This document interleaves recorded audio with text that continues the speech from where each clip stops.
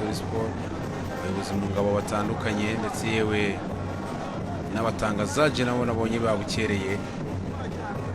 Jean Claude Kagezi yakini icomeka umupira kwa Nyakagezi attention yari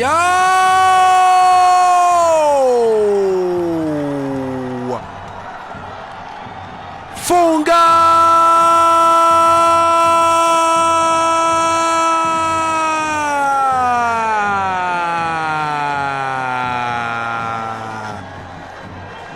nyuma yo kugerageza uburyo bwinshi ikipe y'Amagaju ikina ifunga ikora icyitwa block bar bacungira ku matake rapide ndetse n'amakontra atake kuri umunota w'55 bazamutse bisize isenda bikokombetse umupira uvuye ku ruhande rw'ibumoso Nyakagezi atera centre uwitwa Hussein Serafasha kutsinda ukoroni ufatisha neza w'ikirenge umuca mu maguru uraje tugera ku musore witwa Ndayishimiye Edouard nawe sa atepoza akoresha kanu kagakronyonyo kagatarona dupiturukira mushudura kwiteze poto.